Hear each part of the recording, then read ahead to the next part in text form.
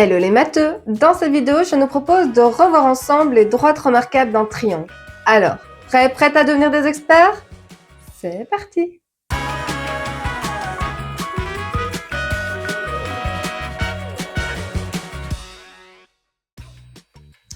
Bienvenue dans cette nouvelle vidéo de Math Expert. Aujourd'hui, je nous propose de revoir ensemble les droites remarquables d'un triangle. Leur définition, leur construction et leurs points d'intersection, nous allons tout parcourir ensemble. Alors, installe-toi confortablement, n'hésite pas à prendre des notes et c'est parti pour devenir des experts. Démarrons avec les hauteurs d'un triangle. Une hauteur d'un triangle est une droite qui passe par un sommet et qui est perpendiculaire au côté opposé à ce sommet ou à son prolongement. Pour aider à mémoriser, tu peux fonctionner en retenant des mots-clés. Pour la hauteur, les mots-clés sont sommet et perpendiculaire.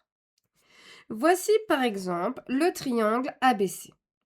Et nous souhaitons tracer la hauteur issue du sommet A. Issue du sommet A. Ça signifie que la hauteur devra passer par le sommet A et elle sera donc aussi perpendiculaire au côté BC. Nous pouvons donc sortir notre équerre et la placer de cette façon. À hauteur du point A est perpendiculaire au côté BC. Et il ne reste plus qu'à tracer cette hauteur.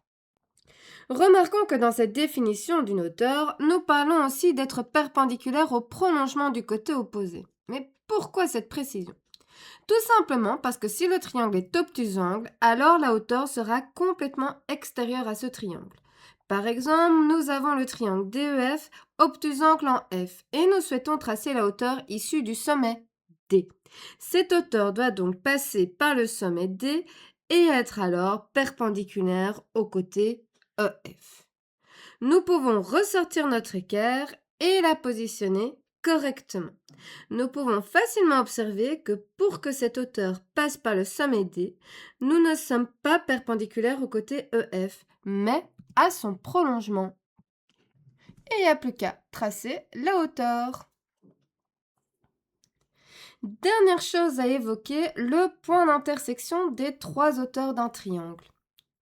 Les trois hauteurs d'un triangle se coupent toujours en un point qui s'appelle l'orthocentre. Si le triangle est acutangle, alors l'orthocentre se situe à l'intérieur du triangle. Si le triangle est rectangle, alors l'orthocentre correspond au sommet de l'angle droit. Et enfin, si le triangle est obtusangle, alors l'orthocentre se situe à l'extérieur de ce triangle. Nous pouvons maintenant passer aux médianes d'un triangle. Une médiane d'un triangle est une droite qui passe par un sommet et par le milieu du côté opposé à ce sommet. Les mots-clés sont donc sommet et milieu. Par exemple, nous avons le triangle ABC et nous souhaitons tracer la médiane issue du sommet A. Nous devons donc repérer le milieu du côté BC. Pour ensuite tracer la droite passant par ce milieu et le sommet A. Et pour terminer, nous pouvons parler du point d'intersection des trois médianes. Le point d'intersection des trois médianes s'appelle le centre de gravité et il se situe toujours à l'intérieur du triangle, comme par exemple avec ce triangle ABC où nous avons construit les trois médianes et à l'intersection, nous avons le centre de gravité.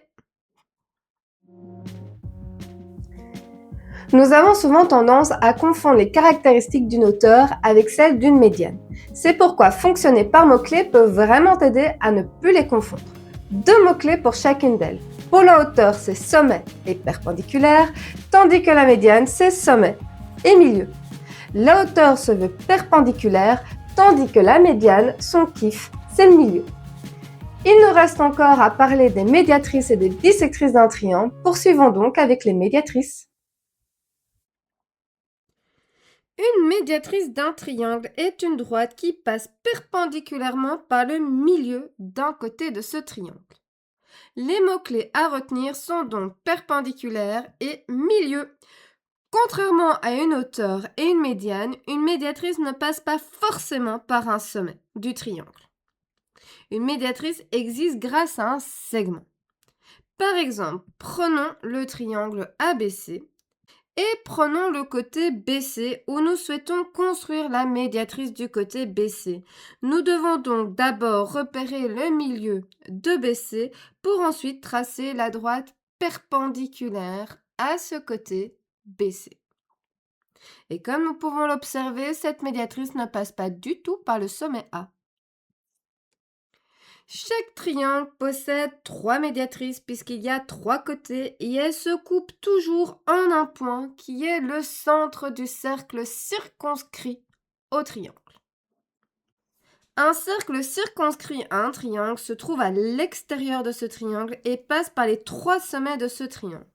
Par exemple, nous avons le triangle ABC, nous y traçons les 3 médiatrices et à l'intersection, nous avons le centre du cercle circonscrit.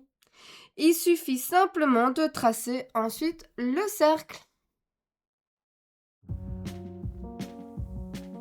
Si tu souhaites affiner tes connaissances et savoir-faire sur les médiatrices, je te conseille d'aller regarder cette vidéo. Je t'ai déposé le lien dans la description. Il ne reste plus qu'à parler des bisectrices. Une bisectrice d'un triangle est une droite qui passe par un sommet de ce triangle et qui partage l'angle en 2 autres angles de même amplitude. Bon, ici je te l'accorde, c'est plus difficile de fonctionner par mots-clés. Par exemple, nous avons le triangle ABC et nous souhaitons tracer la bisectrice de l'angle B. Nous devons donc alors bien positionner notre équerre pour mesurer l'amplitude de l'angle B. Nous divisons ensuite cette amplitude par 2 et nous avons la bisectrice. Dans ce cas-ci, nous avons un angle de 64 degrés que nous devons partager en 2 autres angles de 32 degrés.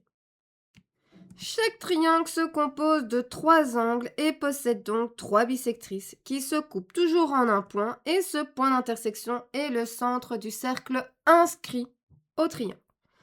Un cercle inscrit à un triangle est un cercle qui se situe à l'intérieur de ce triangle et qui est tangent aux 3 côtés de ce triangle. C'est-à-dire qu'il vient frôler chaque côté du triangle pour ne les toucher qu'en un seul point. Par exemple, nous avons le triangle ABC. Nous commençons d'abord par construire les 3 bisectrices de ce triangle et le point d'intersection de ces 3 bisectrices est le centre du cercle inscrit au triangle ABC. Mais nous ne pouvons pas encore tracer le cercle. Pour cela, nous devons encore tracer un de ces rayons pour connaître l'ouverture du compas. Il suffit simplement de choisir un des 3 côtés du triangle ABC et de tracer le rayon perpendiculaire à ce côté. Ici, j'ai choisi le côté BC et voici le magnifique rayon perpendiculaire à ce côté. Et nous pouvons enfin tracer le cercle inscrit maintenant que nous connaissons son centre et son rayon. Si tu souhaites en savoir plus sur les bisectrices, je te conseille alors de regarder cette vidéo. Tu trouveras le lien dans la description. Nous avons parcouru ensemble les 4 droites remarquables d'un triangle et j'espère que ça t'a aidé à y voir plus clair. Pour t'aider à mémoriser toute cette théorie, tu trouveras également dans la description de cette vidéo le lien vers une synthèse et des fiches interactives. Il y a même un quiz interactif pour tester tes connaissances. Mais avant de clôturer cette vidéo, il y a une toute petite précision que j'aimerais apporter concernant les droites remarquables d'un triangle isocèle. Prenons le triangle ABC isocèle en A. Isocèle en A puisque les 2 côtés de même longueur se rejoignent en A. Si je trace la hauteur issue de ce sommet A, donc qui passe par A, cette droite sera perpendiculaire au côté BC. Mais cette droite aura aussi la particularité de passer par le milieu du côté BC, c'est donc aussi une médiane. De plus, l'association perpendiculaire et milieu nous donne une médiatrice. Et pour terminer, cette hauteur aura aussi la particularité de partager l'angle A en 2 autres angles de même amplitude. C'est donc aussi une bisectrice. En conclusion, comme le triangle ABC est isocèle en A, la hauteur issue du sommet A est aussi la médiane issue du sommet A, la médiatrice du côté BC et la bisectrice de l'angle A. Nous disons donc que ce sont des droites confondues. Et ce sera également le cas pour un triangle équilatéral puisqu'un triangle équilatéral est aussi isocèle. Et voilà, j'espère que cette vidéo t'aura aidé. N'hésite pas à le dire en commentaire. Et si tu as des questions, tu peux également les déposer en commentaire et j'essaierai d'y répondre du mieux que je peux. De plus, n'oublie pas d'aller checker la description de cette vidéo. Tu y retrouveras différents liens qui ont pour unique but de t'aider à renforcer ta compréhension. Car la règle d'or pour réussir en mathématiques reste toujours la même, faire régulièrement des exercices à la maison. Quant à moi, je te dis à très bientôt pour une prochaine vidéo.